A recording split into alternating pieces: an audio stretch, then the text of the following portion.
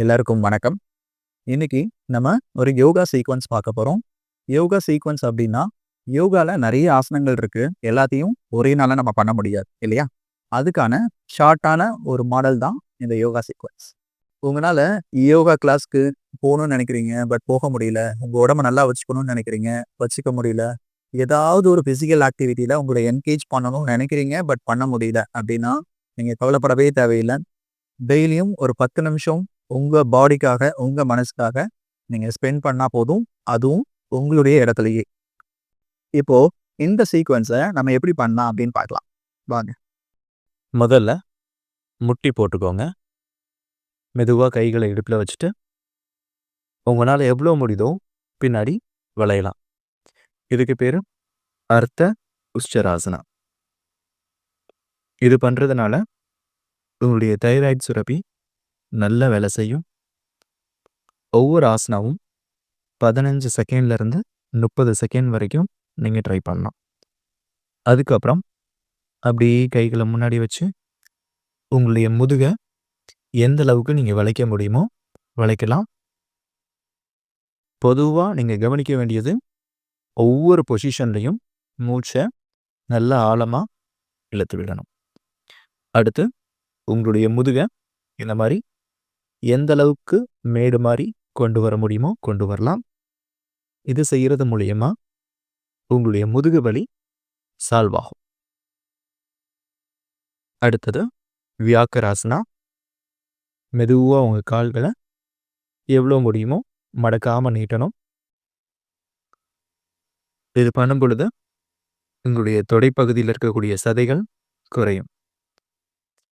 இதையே அடுத்து மெதுவா கால் மாத்தி பண்ணலாம்.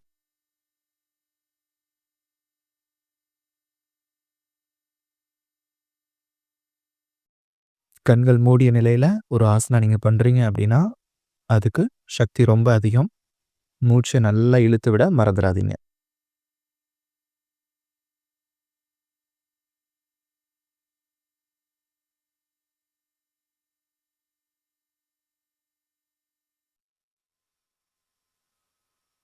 அடுத்தது உங்களுடைய கால் முட்டிகளை மேலே தூக்கிட்டு இந்த பொசிஷன் வந்துடலாம்.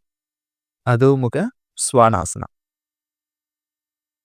இந்த ஆசனா செய்யும் பொழுது உங்களுடைய தலைப்பகுதிக்கு நிறைய ரத்த ஓட்டம் போகும்.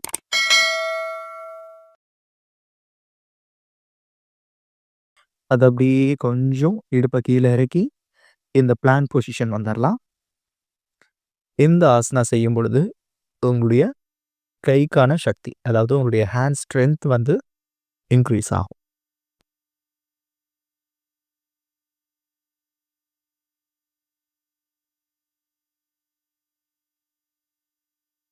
மெதுவா அப்படியே இடுப்பை கீழே வச்சுட்டு உங்களால் எவ்வளோ முடியுமோ முதுக பெண்ட் பண்ணுங்க. மூச்சை நல்லா இழுத்து விடுங்க. உங்களுடைய கீழ் முதுகு வலி இந்த புஜங்காசனா மூலியமா சரியாகும்.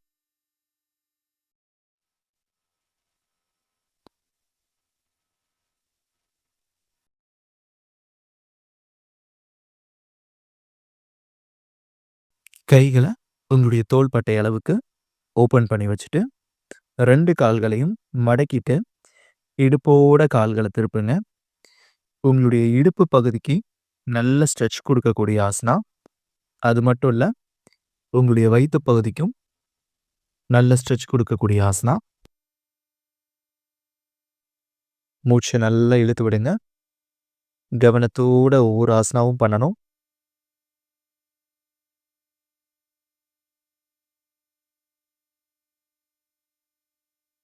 அடுத்து மெதுவா மல்லார்ந்து திரும்பி படுத்துக்கலாம்.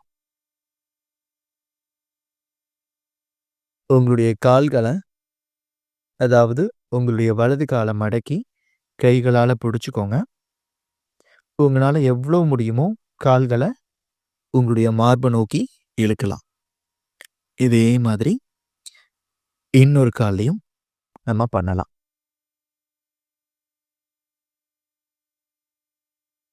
ஒவ்வொரு ஆசனா செய்யும் போதும் 2 விஷயத்தை கவனிக்கணும். ஒன்று மூச்சு, இன்னொன்று கவனம். இது எல்லாம் சேர்ந்து ஒரு ஆசனா பண்ணும்போது அதோடைய முழுமையான பலனை நம்ம எடுத்துக்க முடியும். அடுத்து உங்களுடைய வலது காலை எவ்வளவு தூரம் உயர்த்த முடியுமோ உயர்த்துங்க. கொஞ்ச நேரம் நிப்பாட்டுங்க. அப்புறம் மெதுவாக கீழே வச்சிருங்க. இடது காலையும் அதே மாதிரி தூக்கி நிப்பாட்டணும். எல்லாமே 15 செகண்ட்ல இருந்து 30 செகண்ட்குள்ள இருந்தா போதும்.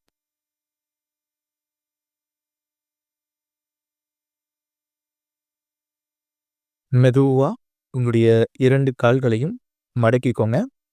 உங்களுடைய கால்களுக்கு இடையில கொஞ்சம் கேப் இருக்கணும். எவ்வளவு முடியுமோ அவ்வளவு தூரம் இடுப்பை தூக்குனா போதும். உங்களுடைய தாடை மார்பை ஒட்டின மாதிரி இருக்கட்டும்.